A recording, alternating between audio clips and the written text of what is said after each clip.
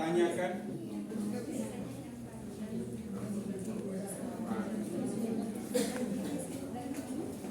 Kalau nggak ada ya saya lanjut. Gini, kalau kita membaca kisah-kisah tentang penampakan Yesus yang sudah bangkit, ingat, kita tidak sedang membaca laporan pandangan mata, tetapi kita sedang membaca teologi tentang kebangkitan. Jadi misalnya begini, nanti gesernya kita nggak akan berpikir model orang lain. Oh berarti ini nggak benar. Oh berarti kalau Yesus makan ikan itu nggak benar. Tangannya bolong lalu jalan dari Yerusalem ke Emmaus, dari Yerusalem ke Galilea, apakah itu nggak benar? Benar atau tidak, Bapak Ibu? Apakah Bapak Ibu hanya tahu satu jenis kebenaran? Enggak. Kalau Bapak Ibu hanya kenal satu jenis kebenaran, sedih sekali, menyedihkan sekali. Maksudnya begini, saya ambil contoh yang gampang ya. Kisah sang kuryang itu benar apa enggak? Pertanyaannya jelas kan? Benar atau tidak? Tidak. Baik, seorang ibu tidak akan jatuh cinta kepada anak laki-lakinya setampan apapun dia. Benar apa enggak? Iya. Itu kan cinta sang kuryang. Yang bilang salah siapa tadi? Gini, cinta itu bisa membuat orang melakukan hal-hal di luar kemampuannya. Cinta bisa membuat orang melakukan hal-hal yang tampak mustahil. Benar apa enggak? Itu cerita sang kuryang.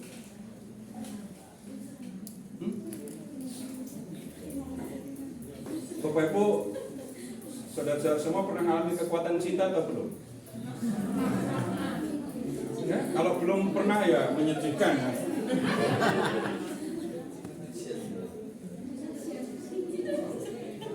Kalau dalam hitung aku, cinta itu sekuat maut. Cinta itu seperti api yang tidak bisa dipadamkan bahkan oleh sungai.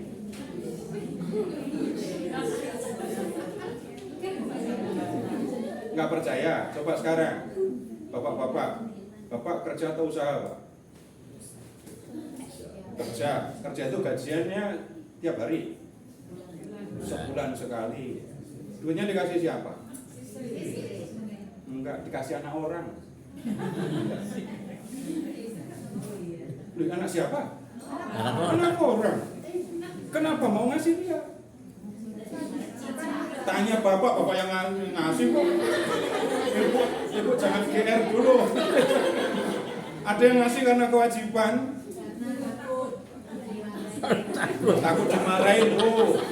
Jujur dia, jujur. Terus habis itu pernah nggak memberikan gaji tapi masih dengar komplain? Kayaknya kurang dari bulan ini. Sering. Tapi bulan depan gajinya dikasih lagi? Masuk akal apa enggak? Belum lagi ya. Bapak Ibu silahkan mengingat. Apakah di antara Bapak Ibu semua membiayai sekolah anak itu semuanya nggak ada masalah dari anak TK sampai selesai kuliah?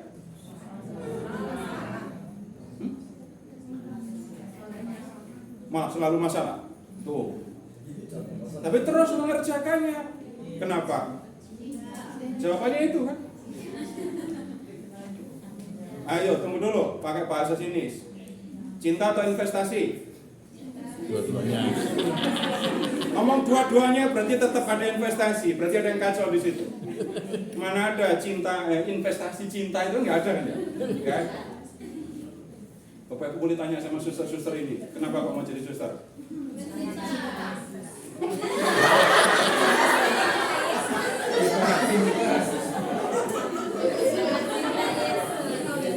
Baik, Bapak Ibu semua menyaksikan dan mendengarkan ya. Jadi kalau sampai besok ada yang tidak mencintai Tuhan lagi atau mencintai yang lain lebih dari Bapak Ibu yang jadi saksi ini. Nah,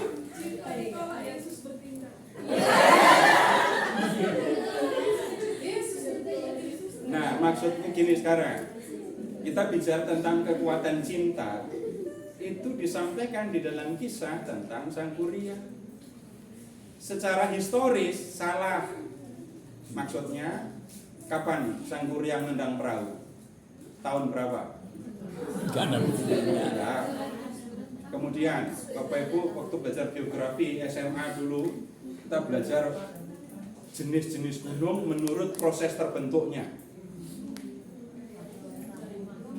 Iya. Atau berdasarkan tipe-tipe letusan gunungnya. Tapi belajar geologi kayak apapun, nggak akan ketemu teori terbentuknya gunung itu dari tendangan perahu. Jadi secara ilmiah salah, tapi secara moral benar. Kita tidak hanya tahu satu jenis kebenaran. Yang benar secara historis belum tentu ada pengaruhnya untuk Bapak Ibu kecuali 17 Agustus 1945. Bapak Ibu tahu dampak perjanjian Giyanti untuk Bapak Ibu? Giyanti itu apa lagi? Enggak bingung kan dengan itu? Enggak ada yang bingung. Yang tadi kesultanan. Atau Bapak Ibu bisa sekolah, itu ada hubungannya dengan perang Diponegoro, tahu hubungannya? Enggak tahu, enggak masalah kan? Tapi yang jelas sekolah. Lu kok bisa? Hanya karena, tunggu dulu, ini sejarah lagi ya. Yang dilawan oleh Diponegoro itu VOC atau Hindia Belanda? Ini soal historis, ayo. Bapak Ibu tahu kebenaran historis tentang perang Diponegoro? Siapa yang dilawan? VOC atau Hindia Belanda? Tunggu dulu. Tahu nggak bedanya Hindia Belanda dengan VOC? Oh.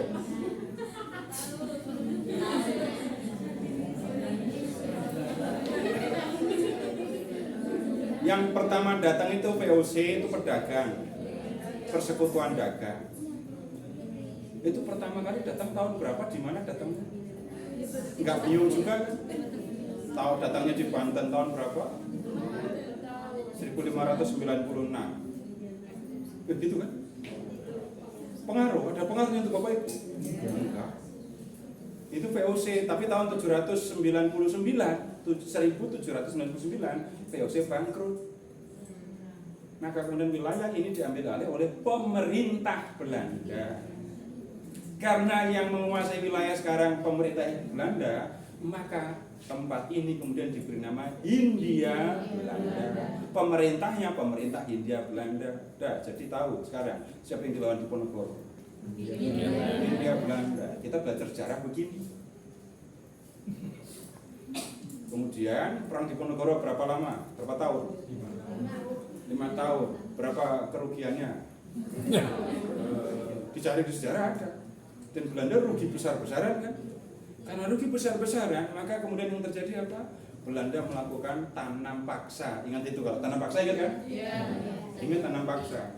Jadi rakyat disuruh menanam, hasilnya akan diambil, dan itu untuk membayar hutang karena Belanda dirugikan oleh perang Diponegoro. Setelah sekian lama tanam paksa, lalu muncul politik balas budi. Karena rakyat sudah melakukan yang baik kepada Belanda, maka Belanda memikirkan gimana caranya untuk membalas budi. Ini sudah menjelang, sudah awal abad 20. Kemudian muncullah sekolah-sekolah. Yang pertama-tama boleh sekolah? Yang terakhir Bangsawan. Nah, mulailah sekolah, sampai sekarang kita punya sekolah. Itu kaitannya dengan perang Diponegoro itu. Terus ada pengaruhnya untuk Bapak Ibu? Enggak. Tapi di kepala kita seringkali yang historis itu yang benar. Tapi ngomongin kebenaran moral jadi jarang. Nah, kalau ngomongin cerita rakyat, Bapak Ibu silahkan boleh pilih cerita rakyat mana saja. Ya, dalam cerita rakyat itu kalau ngomongin historis atau tidak, jawabannya lebih banyak nggak historis. Tapi kemudian kalau bicara tentang kebenaran moral, cerita-cerita rakyat itu disampaikan untuk menyampaikan kebenaran moral. Ibu-ibu mau nggak menikah dengan, bayangkan Bapak Ibu belum nikah ya, menikah dengan orang yang sudah membunuh bapak atau orang tua dari ibu, mau apa enggak? Kenapa kok enggak mau? Musuh. Itu kalau Bapak Ibu ke Candi Prambanan ketemu orangnya, pelajarannya, dia tidak mau menikah dengan orang yang sudah membunuh bapaknya, tapi menolaknya nggak berani terang-terangan. Maka kemudian dikasih syarat, kamu bikin sumur dulu. Terus kita orangnya masuk sumur, timbun pakai batu. Ini orang sakti bukan sembarangan. Dia lepas dari sumur, keluar dari sumur itu. Jadilah sumur Jolo Tundo. Kemana? Bapak Bos ke Prambanan. Lolos dari yang satu ini kan. Syarat kedua, kamu boleh menikah dengan aku, tapi syaratnya dalam satu malam buatkan aku 1000 candi.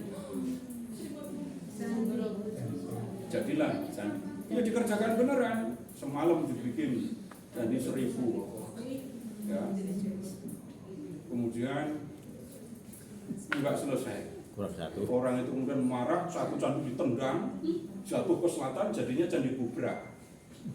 Itu kalau Bapakku ke Candi Prambanan akan ketemu candinya itu. Keren kan? Hati-hati sama orang Jogja, nendang candi. Candi ditendang, candinya terbang lumayan jauh lah. Pasti sudah pasti 300 meter lebih itu. Hancur candinya. Ada candinya. Sejarahnya bukan begitu, tapi ini cerita, dan cerita disampaikan untuk menyampaikan kebenaran moral. Ya, kalau sampai ada seorang perempuan lebih mencintai orang lain daripada mencintai bapaknya sendiri, berarti ada yang salah di situ, mau ditendang. Nah, kalau membaca kitab suci, kita tidak mencari kebenaran historis, tetapi yang dicari apa? Kebenaran teologis atau kebenaran iman. Kalau mencari kebenaran historis di dalam kitab suci, kita akan banyak kecewa. Saya tidak mengatakan Tuhan Yesus tidak historis loh ya.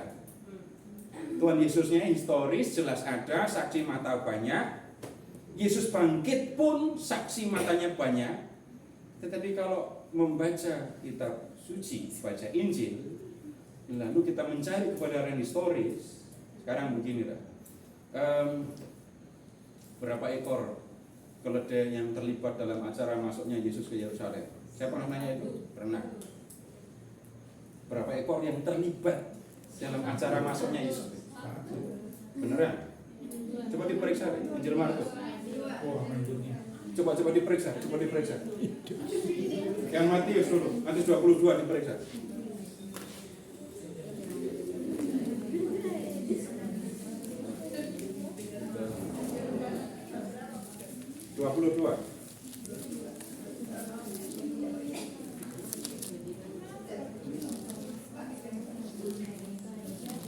Ya benar 22 kan? Yang Yesus dilulukan. Hah? 21? Oke ya, sudah 21. Maju dikit. Yesus dilulukan. Ya. Keduanya 2. Jadi 1 ekor apa 2 ekor? 2 ekor. Baca lengkap. Ayat berapa? Ayat 2. Dan anaknya Ada dekatnya. ada 2. Anaknya di bawah apa enggak? Keduanya. Jadi 1 atau 2 ekor yang terlibat. Yang ditunggangi pasti 1 ya. Coba sekarang bandingkan dengan Markus bab 11.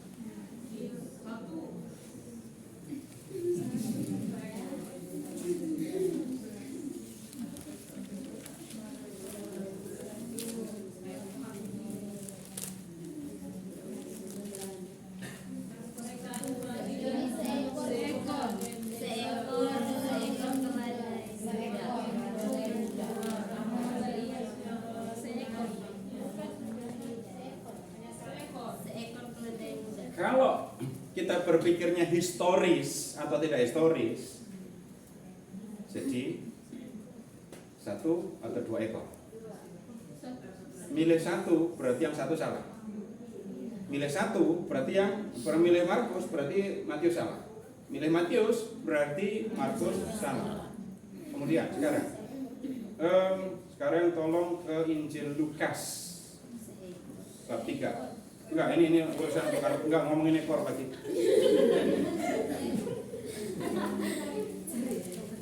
Lukas bab 3.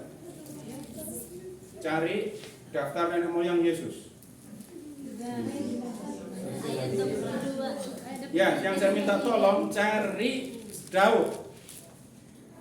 Daud ayat 31.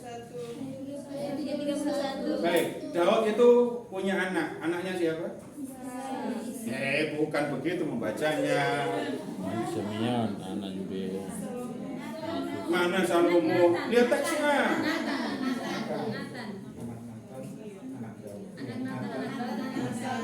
Anak kan urutan. Kata orang dia anak Yusuf, anak siapa? Anak Nathan, anak Daud, terus anak. Jadi anak Daud yang dalam garis silsilah Yesus itu siapa? Lihat teksnya. Isa itu bapaknya Daud. Nathan anak Daud. Nathan itu anak Daud. Daud itu anak Isai. Isai itu anak siapa? Itu anak siapa? Begitu. Sekarang bandingkan dengan Matius bab 1. Matius bab 1. Kalau Matius, nah itu beda cara menyusunnya, bukan dari Yesus tapi dari Abraham. Kalau dari di Injil Lukas itu dari Yesus sampai Adam. Cari anak Daud siapa di situ?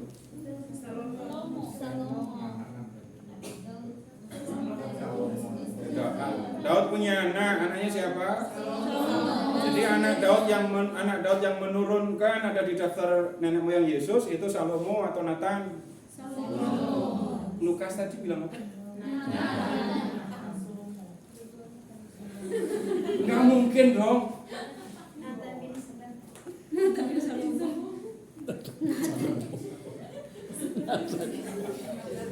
Paham bedanya, paham masalahnya.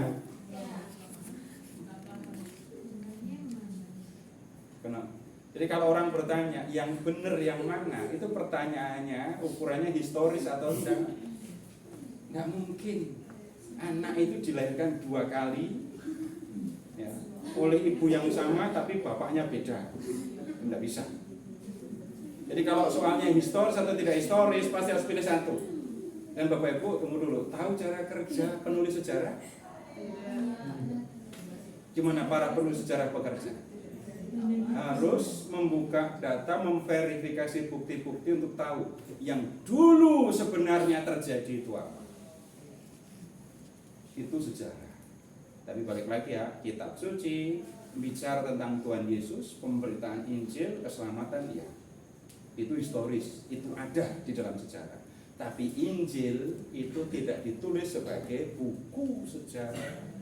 Kalau ditulis sebagai buku sejarah, itu tadi bisa langsung ketemu masalahnya kan.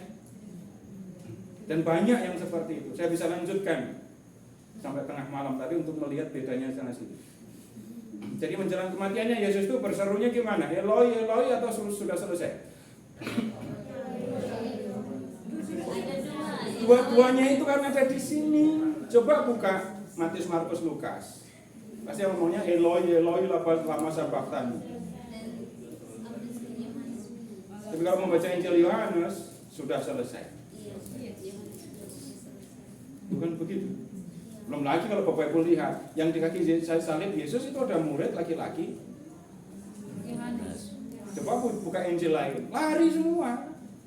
Begitu seterusnya kalau dilanjutkan.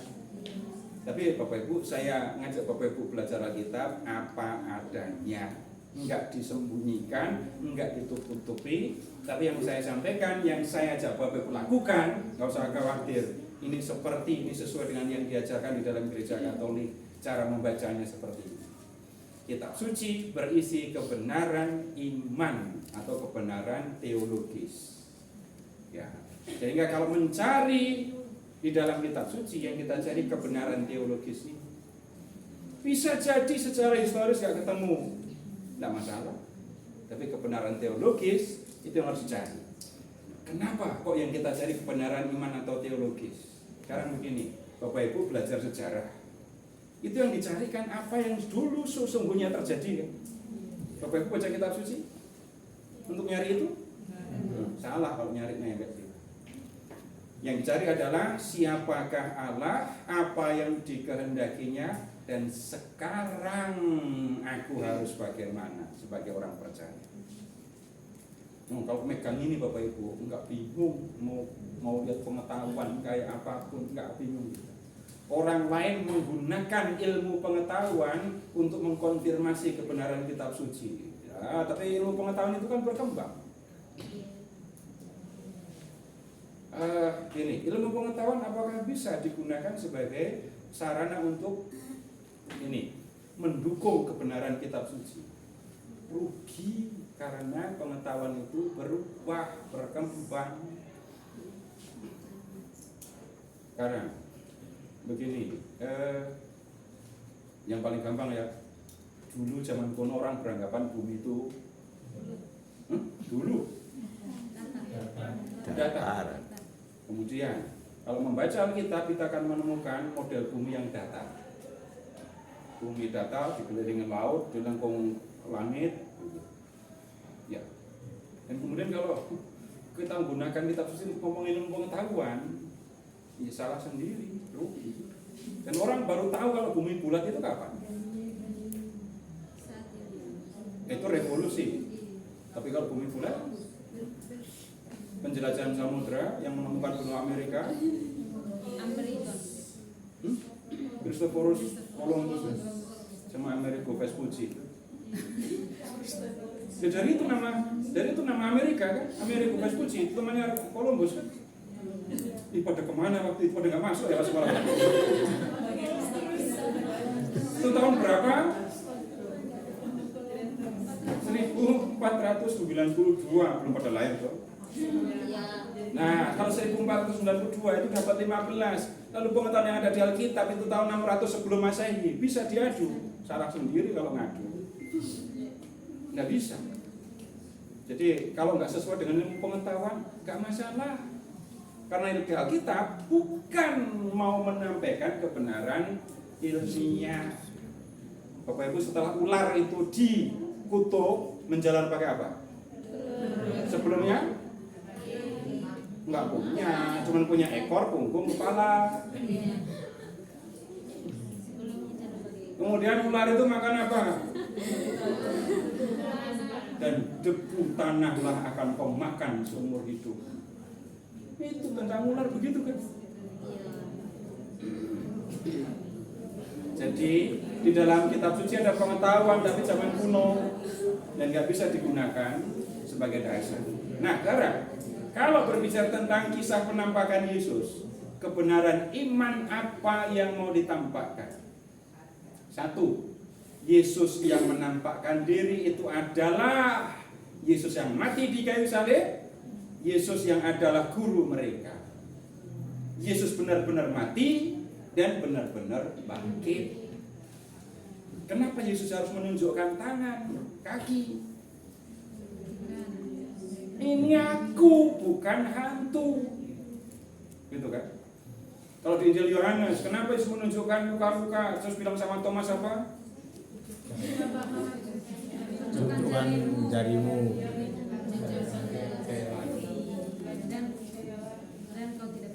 Nah, itu mau menunjukkan ini aku, bukan yang lain. Kemudian kubur kosong, sama itu untuk mengatakan Yesus benar-benar mati, Yesus benar-benar bangkit. Itu yang mau diomongkan. Kemudian yang kedua, keadaan Yesus yang sudah bangkit itu beda dengan keadaannya sebelum mati. Maksudnya itu tadi Yesus tiba-tiba muncul. Terus muncul itu pamitan apa enggak tadi? Emmaus juga begitu. Jalan dari Yerusalem ke Emmaus itu 11 kilo. Saya sampaikan kan, bayangkan kaki Bapak Ibu kena paku 18 gitu ya. Lalu habis itu 3 hari suruh jalan. Bukan hanya kakinya yang sakit, kalau wajahnya pasti berubah. Nah, sakit itu baru Emmaus. Nah, kalau yang di Injil Matius bab 28, Yesus sudah mendahului mereka ke Galilea. Jadi keadaan Yesus atau tubuh Yesus yang sudah bangkit dari kematian itu beda dengan keadaannya sebelum wafat. Dan kemudian kalau dipakai bahasa dari Injil dari surat Paulus, tubuh Yesus yang sudah bangkit itu namanya tubuh mulia. Dan keterangan lengkap tentang tubuh mulia itu adanya di 1 Korintus 15. Bapak bisa lihat di situ. Masih ingat nggak saksi mata yang melihat Yesus bangkit berapa orang? 5. Coba buka teksnya. 1 Korintus 15.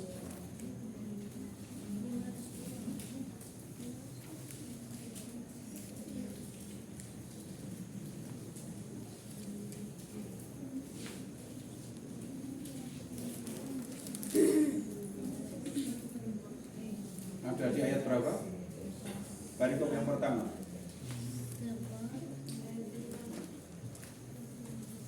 Ayat berapa? Gimana bunyinya?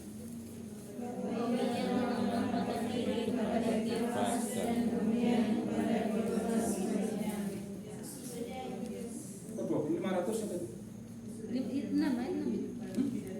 Lanjut berarti. Sesudah itu ia menambahkan diri kepada lebih dari 500 saudara sekaligus.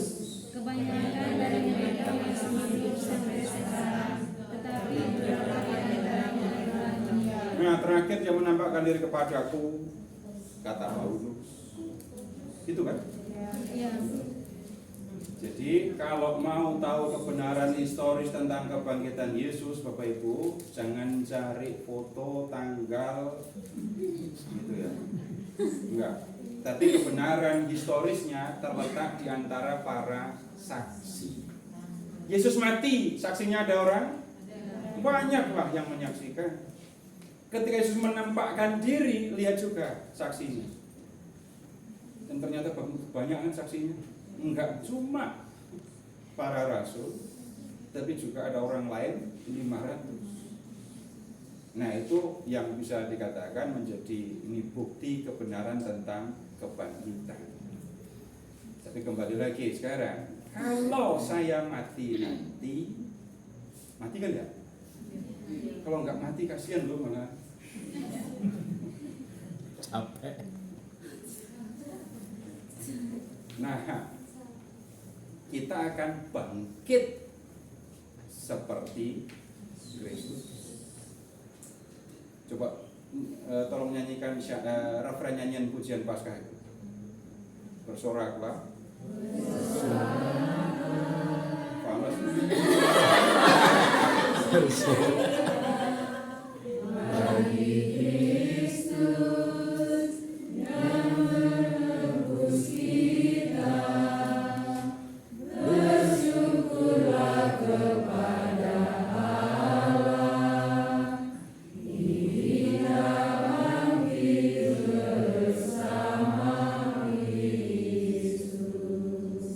Iman itu dipelajari, iman itu dilakukan, iman itu dirayakan. Itulah perayaan-perayaan Ekaristi dengan macam-macam hari raya di dalam gereja Katolik. Ya, Bapak Ibu nanti kalau pas Paskahan, perhatikan yang nyanyian pujian Paskah itu, atau nanti menjelang Paskah kita belajar itu. Karena teologi tentang kebangkitan ada di nyanyian pujian Paskah. Maka nyanyinya harus bagus, nggak usah pakai variasi-variasi. Lakukan dengan lagu biasa supaya umat bisa mengikuti. Kita bangkit bersama Kristus. Yang mati sebagai orang yang percaya kepada Kristus akan bangkit bersama Kristus dan bangkit seperti Kristus. Maksudnya, iya mati. Tapi yang mati kan cuma raga kan ya. jiwa akan tetap hidup dan menerima tubuh surgawi atau tubuh mulia. Bagi orang yang percaya kepada Kristus, kematian bukan sesuatu yang menakutkan, tetapi langkah yang harus dilewati untuk bisa bertemu dengan Yesus. Ya, cukup ya untuk malam hari ini.